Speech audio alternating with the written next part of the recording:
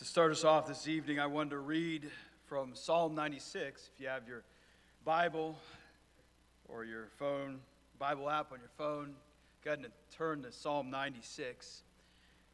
And this is the psalm that was read at the very beginning of our March into Missions theme 2 Sundays ago when we had our speaker. This is a go-to psalm that exalts the God of the nations. So let's hear it again as we focus our attention on the Lord who reigns. Oh, sing to the Lord a new song. Sing to the Lord, all the earth. Sing to the Lord, bless his name. Tell of his salvation from day to day. Declare his glory among the nations, his marvelous works among all the peoples. For great is the Lord, and greatly to be praised. He is to be feared above all gods. For all the gods of the peoples are worthless idols, but the Lord made the heavens. Splendor and majesty are before him. Strength and beauty are in his sanctuary. Ascribe to the Lord, O families of the peoples. Ascribe to the Lord glory and strength. Ascribe to the Lord the glory due his name. Bring an offering and come into his courts. Worship the Lord in the splendor of holiness. Tremble before him, all the earth. Say among the nations, the Lord reigns. Yes, the world is established, it shall never be moved. He will judge the peoples with equity. Let the heavens be glad, and let the earth rejoice. Let the sea roar, and all that fills it. Let the field exult, and everything in it. Then shall the trees of the forest sing for joy before the Lord, for he comes to judge the earth. He will judge the world in righteousness, and the peoples in his faithfulness. This is the word of the Lord. Verse 1 says, "Oh, sing to the Lord a new song." Last year, on March 8th through what was the end date? 15th, thank you. I got to sing a new song. I got to sing, well, they were familiar tunes, but a new song because it was not in the language I usually sing this song. When I had the opportunity and joy to worship at the Comunidad Moncloa church plant in Madrid, Spain. And I got to spend a week with our friends that are going to share here, Steve and Salva, Marlon, and what a joyful time it was. A year ago to the very week. And if you were here for the presentation we did afterwards, we were Team Ocho. There's 8 of us. We are, team, not Ocho today. There's a few missing. We might be Team Cinco today.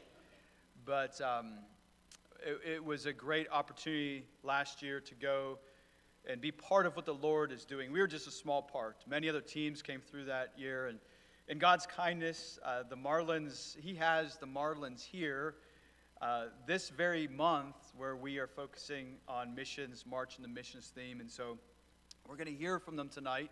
Some updates, what God has been doing in the last year through the ministry, some ways we can pray. They're also available to answer some questions if you have specific questions. There are opportunities for, I want to say young people, but for really any people to join the work that they are doing. Part of that could be the Journeyman program, which is through the IMB. There's other opportunities. Lord willing, we're going to have some opportunities as well as a church body. So we are going to have an informational meeting at some point in the future about opportunities for a sprint trip to Madrid, just like we did one last year.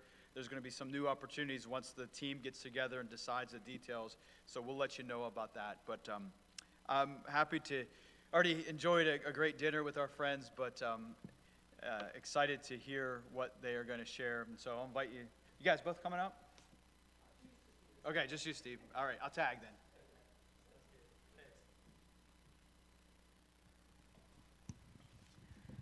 So I think we had 18 teams come last year to Madrid, and you guys, Team Ocho, was by far the most memorable. So, so how many of you were on that team? I know Look at you guys. Okay. So that's why it's Team Thinko. And I think the Wiggins were also part of that and stuff too. So a lot of good stuff. I see a lot of other familiar faces out there, people who've been to Spain already. So it's a real exciting time for us to be here. I'm just going to start going through some slides, but I just want to say thank you for the part that you guys have been playing in the work that we're doing. Of course, we're International Mission Board, IMB Missionaries. And so I want to say thank you, first of all, for your support of the cooperative program and the Lottie Moon offering at Christmas time, because that's what enables us to be there. It covers all of our basic needs. You know, we have to raise more for projects and things, but it covers all of our needs. And so kids don't starve. Nothing happens like that. You know, so it's good stuff. So just thank you for that. I want to show you the family here. This is our group. So we have 3 daughters. They were all raised on the field. And so 2 of them are going to have babies here soon. One of them in 2 weeks. And so, yeah, so the kingdom is going to be growing, you know. So a lot of good stuff. But, yeah, they turned out pretty good. 2 of them are married now to good Christian guys. So that's a lot of prayer that went into that. But but they grew up on the field and they turned out okay. So that's a good thing. Because a lot of people are asking, I don't want to go because I got to take my kids. What's going to happen? I think for us, the biggest sacrifice we had was our kids. Because you go, how is it going to turn out? And so you really think about that.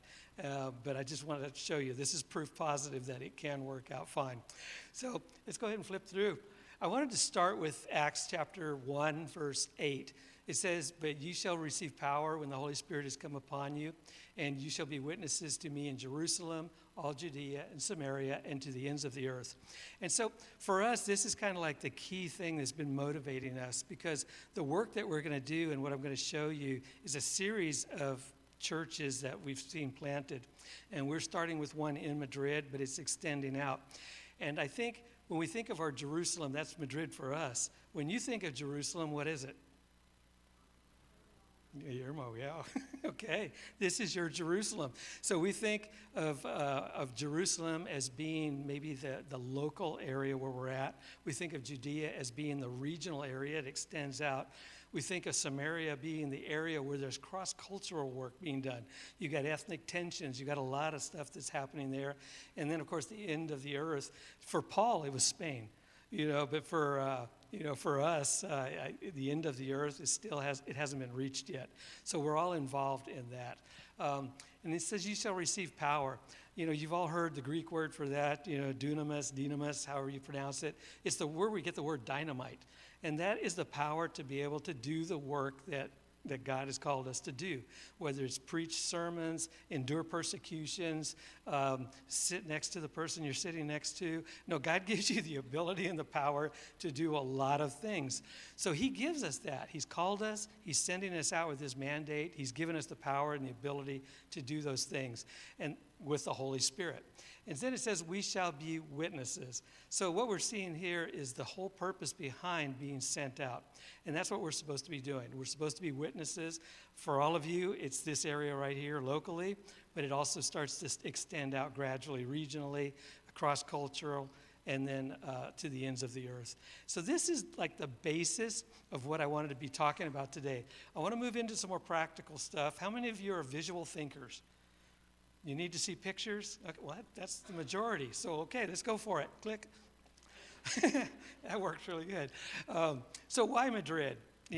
For us, when we found out we were going to be going to Spain, and it was Madrid, we thought this is fantastic, because what we realized is that Spain and Madrid is the most strategic Spanish-speaking city, I think, in the whole world.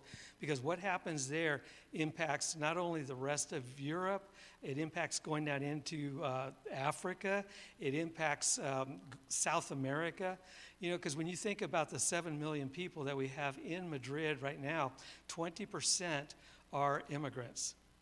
Okay, let that sink in. That's what we've got to work with. So, we talk about reaching Spaniards, but what we're finding out is that we're reaching not only Spaniards, but everybody else around the world. And all of those people go back to their countries of origin as well, or have contacts back there. So for us, Madrid is the perfect place for us to be. God has called us there. I'll put in like a tourist promotion here too. Madrid is a very safe place to be. And so when it comes to teams coming over, I think this is a perfect place for them to come to because it's easy to function and work there. The metro system is fantastic. Public transportation is safe and super clean. But the thing is, a lot of times they say when it's easy to live in a place, the heart is more difficult to reach. And sometimes it's the other way around. When it's really difficult to live in a place, sometimes it's easier to reach the people. So I think what we've got in Madrid, it's a place where they have everything they need. It's a very advanced society. It's European, so that's the bottom line. But it's easy to go there. So for a place to break into missions or mission teams to come over to, it's a perfect place to start, I think. So Project La Almendra, which means the almond, that's what we called the center of Madrid. What you see there is 1 million people in that circle, and they say it's shaped like an almond. And so when we found out that they called it the almond, we thought that's probably a good name for our project. Because when you think about the almond tree, it's always the first one to bloom every year. So some people say it represents the resurrection. The flower is white, so it represents purity.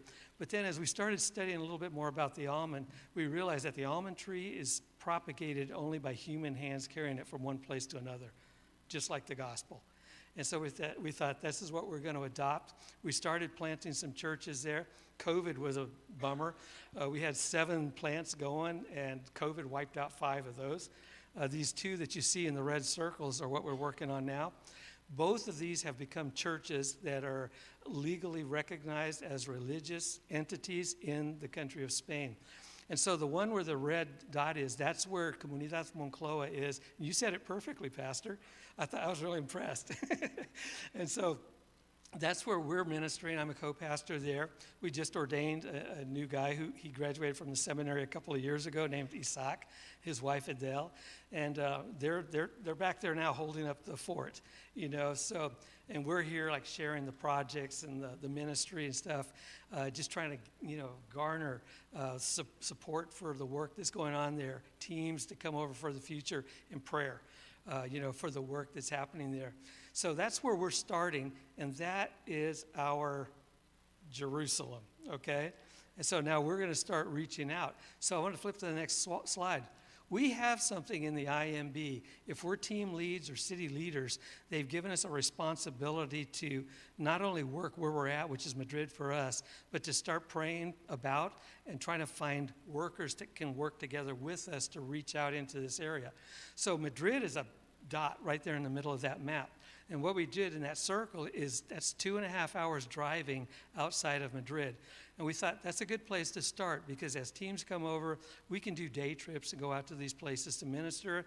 We can get churches in Madrid to go that far, and do some work. And so we've targeted some cities that are there. Spain is, how many states in the United States? 50, right? Spain has 50 provinces, very much like states. Each one has a capital city. So if you divide Spain up into the 50 provinces and the 50 main cities, you start to see 15 of those provincial capitals don't have a Baptist work. I mean, and the history is a little over 100 years they've been working on this, and they still haven't gotten there to all of these places. So what we realized is in that area that's marked out in green, that's our responsibility. That's our Eurofield. And we have 8 cities there that need a church work. And so what we've done is we've started to go to the ones nearest to us. Segovia is one. We'll talk a lot about that. Avila is another one. Good stories along those lines. But that's where we're starting. And so for you guys, it would be, I don't know, Irmo, and then where are you going to go to next? Lexington. Lexington needs help. Right? I don't know. I'm not going to go there. But that's the idea. You're regional. What's there? Columbia, and then you reach the state, and you just start to extend out. So for us, we've taken on this responsibility based on Acts 1:8. Okay? We click. There we go. So this is our team. The International Mission Board, the IMB team that we have that we're supervising are these people here. So there's 10 of us on the team, and we're the ones doing work in Madrid. but also outside. So of the ones here, we're divided up into 3 different church plants. So we've got the 2 that are in Madrid, we've got one in Segovia, and we've got one of the couples out there. And so this is what's happening. So we can't do it by ourselves. You know, we've got Jesse up in the upper right-hand or left-hand corner. What is that? Up that corner. Okay. Totally backwards up here. He just came over 6 months ago. He's preached twice in Spanish already, and he came with 0 knowledge of Spanish. Incredible. He's got his doctorate in Old Testament. He teaches Hebrew for fun. He does that online.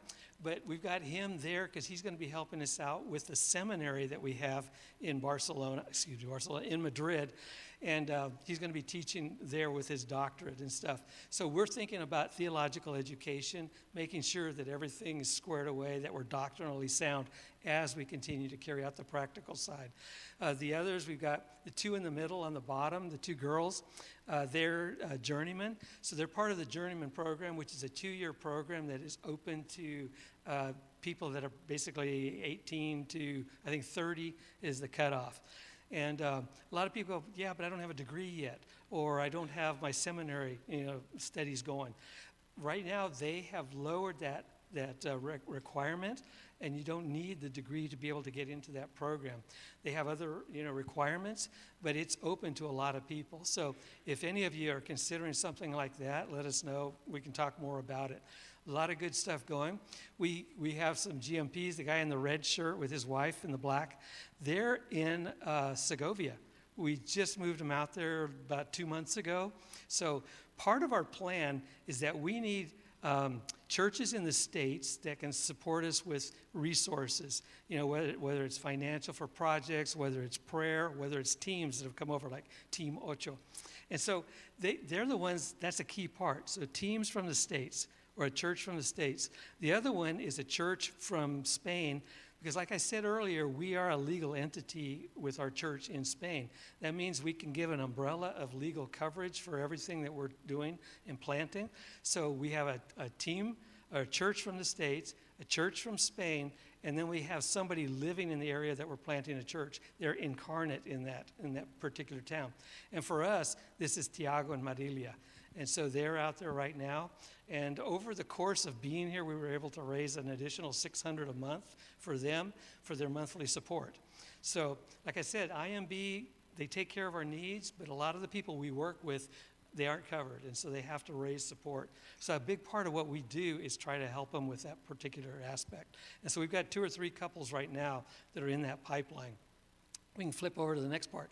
That's the IMB team. We also have a Spanish team. Some of you were probably here when we came by with with Isaac and Adele. And so they're back there holding the reins. He was ordained over this last year, and he's now a co-pastor with me at the church. They just had a baby, little baby named Abiel, born in July, was it? So he's their pride and joy. He's also an evangelistic secret weapon. So wherever they take him, they get into conversations, So for the ones of us that don't have young kids, we have to buy a dog, whatever it takes, So Kevin is the other guy over there, and you're going, Kevin? That's not a very Spanish name. Believe it or not, Kevin's the only one that was born in Madrid. So I don't know what his mom and dad were thinking, but he's at the other church plant and doing a fantastic job, bilingual, so he's able to entertain teams coming in, fantastic preacher. So a lot of good things. That's Team Spain. Now, when we flip over to the next slide, this is our partnership with Team USA, and that's you guys. So go for the gold. You deserve that medal. But I don't know if you can recognize or even see who's in that particular team there. Pastor, can you see yourself? Yeah. That's Team Ocho with a few other additions. So we're really glad that you guys are participating with us in the work that's going on over there. It makes all the difference in the world.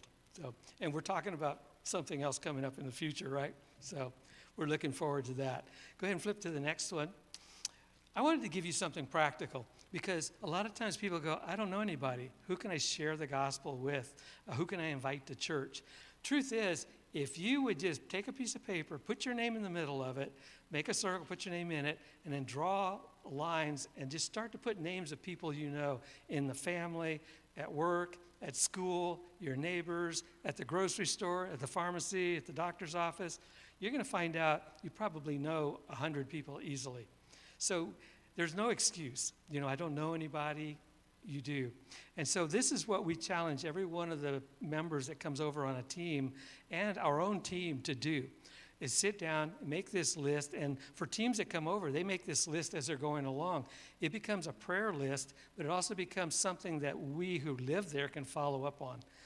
So we know what's going on. They give us a little bit of information, and we're there for the long haul. So when a team comes over, it's like, I don't know, it's like it advances like, a year's worth of work, because all of a sudden we couldn't have made 100 contacts or whatever it is in that amount of time, but they can with teams. And so this is where a lot of our contacts come from.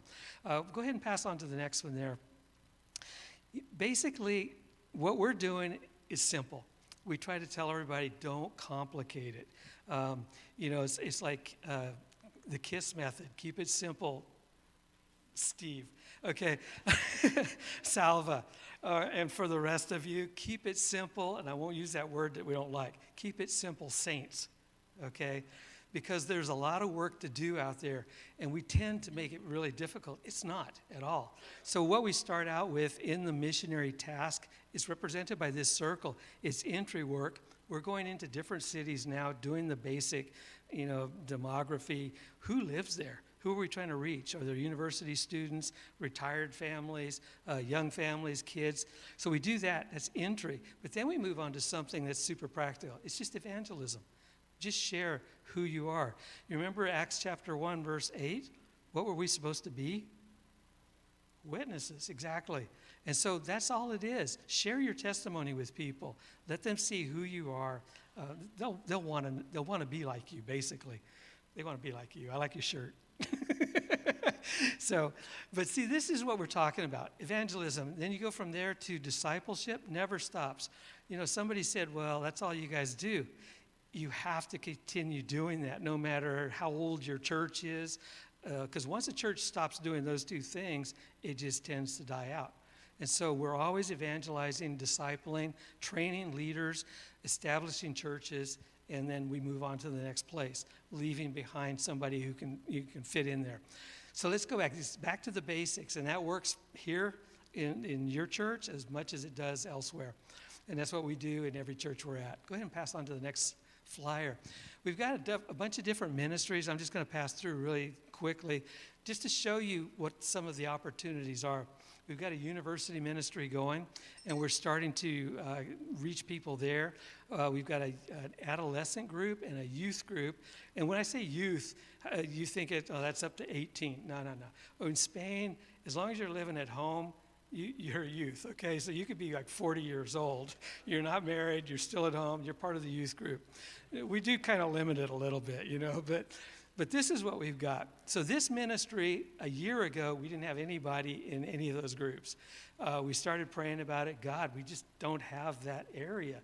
And we know that it's not only the future, it's the present. And over the course of this year, God's raised up, I think we got 15 adolescents. And then in the youth group, there's another dozen, and that's growing as well.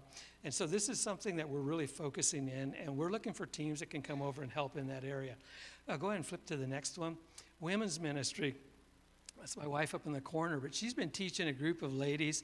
It started out small, but they were faithful, kept growing, and now there's over 15 in there that are solid, plus the ones that are visiting. And so when we realized we were coming back here, she started training some people, and this went on for the last year. And so we were worried, when we leave, what's going to happen? Well, we came back for 6 months to the States, and 4 of the ladies are rotating the teaching there, and they're doing a great job.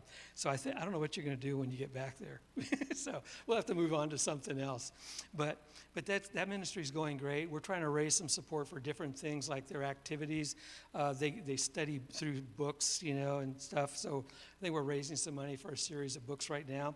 And then they're raising some money for a retreat that they want to do, which turns out to be something really good because they get back from these retreats and these ladies are crazy. I mean, they're driving the program. In fact, Salva just went through a book, 30 Days to Understand the Bible. And so the ladies were coming into church. They're talking about what they're learning about the study in the Bible.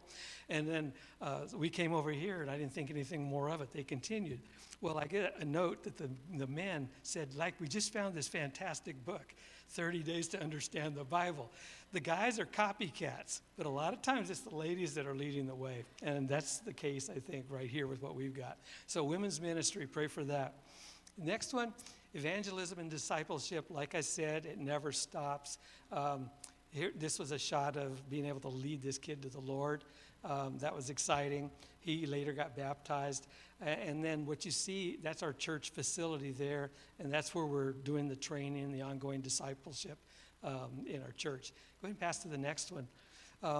And this, it's like if you don't know how to connect to somebody, you got 4 things you can use. Sports, music, food. Everybody talks those languages.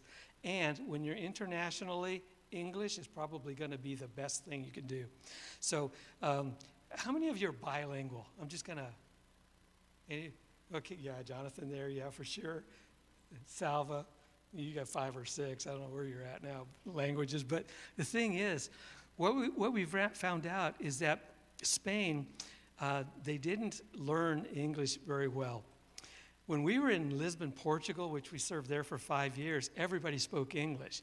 And we found out it's because they dubbed all the movies into, no, actually they didn't. They left the movies in the original language. So everybody learned the language growing up, and they spoke English with a perfect accent. But when we got to Spain, we found out that they dubbed everything. So, I mean, all of the Chuck Norris movies that I watched, he had this funny accent. John Wayne is hilarious, But because of that, they realized for us to be, to have a place economically or as a country in the world market, we need to get better in our English. And so what that does is opens up the door for us to use English. And we've got English going right now. We've got 5 different classes going. We had 70 students this last semester. Half of those are not believers. Out of that group, I think 7 came to Christ over this last year. So this is our way of connecting with people. So it's working out really good. But that's going to be the secret to make contact with anybody. Go ahead and click the next one there. Baptisms. We went out. I had a friend who just got baptized 2 weeks ago in the Jordan River. He's all excited to tell me about it. We've got our own form of the Jordan River just outside of Madrid. So we went out and we baptized out there just recently. The girl in the yellow dress came to Christ. Salva discipled her, and she was baptized. And she's a great story because she came to one of their first activities, and she made the comment. She raised her hand, and I think Salva said, yeah, what is it? And she says, I just want to let you know, I'm here to participate in the work you're doing, but I want you to know I'm an atheist, and so I don't want to go for any of the stuff you're doing. So Salva turned to the other lady in that picture, and she said, watch her be the first one. Sure enough, in that group, she was the first one to come to Christ. She got discipled, and she's helping in ministry, doing a great job right now. So God's doing some fantastic things. Go ahead and pass to the next one there. And this is the secret, because we're in a postmodern place. Spain was one of the 2 countries in Europe that went from traditionalism to jumping over modernism to postmodernism. Okay, so we went through traditionalism here into modernism and are now getting into the postmodern, side of things. So modernism is probably what most of you were raised on in the church. Josh McDowell, evidence that demands a verdict. If you can prove creation, you can prove the existence of God, and you can logically think through these things and present it. And if you do it right, someone will come to Christ.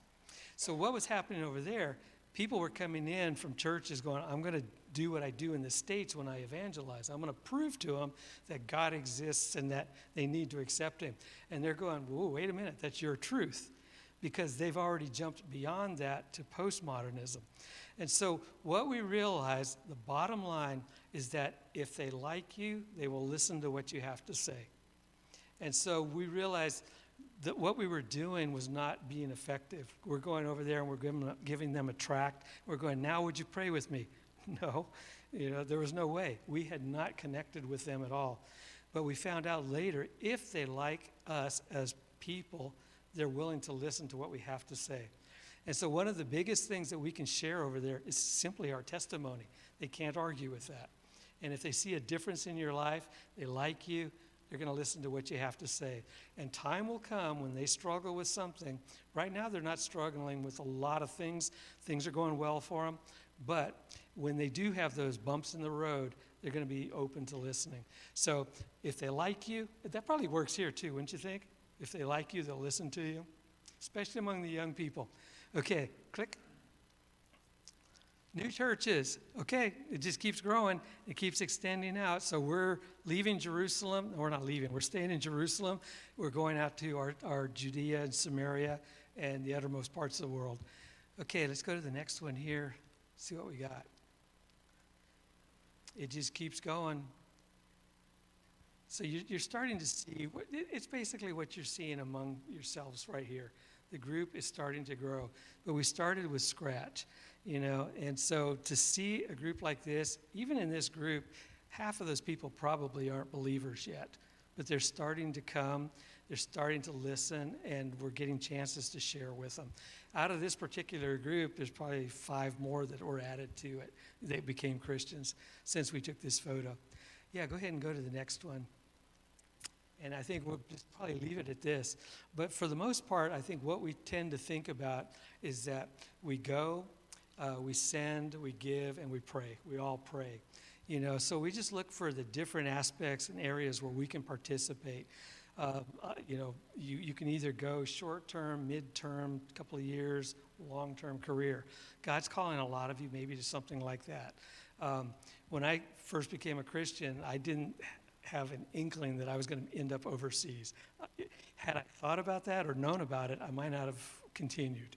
But God knows in his perfect timing, what he's going to do. Some of you give. You're supporting the works that we're doing, supporting projects, and we appreciate that because that's probably what slows us down, is that the muzzle on the ox is there, and so we can't do as much as we want. As far as ideas and plans and people that want to work, the sky's the limit on that. So we're just praying for that piece of it, and then the other part of praying. Just pray with us for some of these different things. But again, we thank you for your partnership and all that you're doing with us. Pastor, I know you wanted to kind of like tag team on this.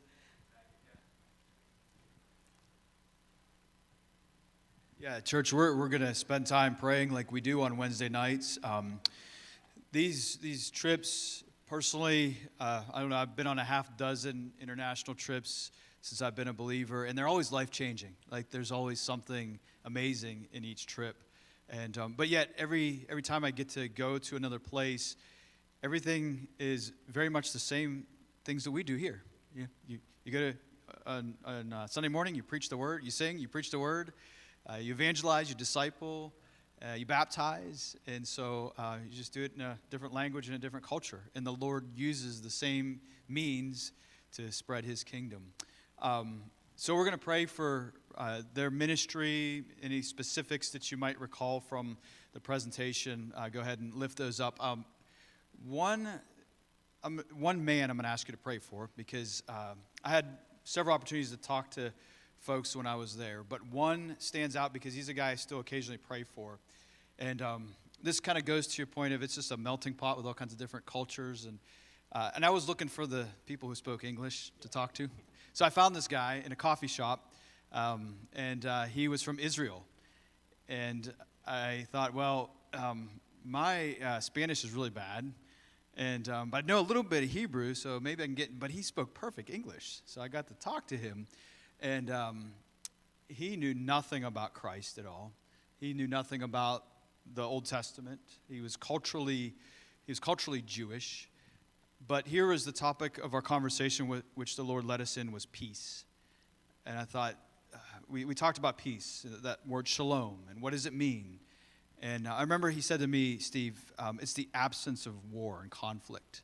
And that's what he desired. And I talked about how the Bible promises us peace for those who are reconciled to God in Christ and got some gospel. He was very kind, listened. My heart went out to him. His name was Bar. It's just 2 Hebrew letters, the equivalent to B and R was his name. It means wild boar or ox. And I still occasionally, as the Lord prompts me to pray for Bar, I do, that he will come. The Romans 5:1 says it. From a Jewish man who didn't know peace at one point in his life, the Apostle Paul, therefore, since we have been justified by faith, we have peace with God through our Lord Jesus Christ. So as you are praying, if you could pray for this man, Bar, I'm assuming he might be back in Israel. The world is not a world of peace right now, but I pray that he will come to the Prince of Peace and find eternal life. And as the Lord leads you to pray for any of these other things, obviously the church plants, the evangelism, the relational connections, pray for Isaac, who is, Steve has left him on his own. So he is pastoring the church right now while they're here on furlough. And just many good things to pray for. So Robert Opsahl, will you open us up in prayer, and we'll pray until we're done praying, and I'll close us.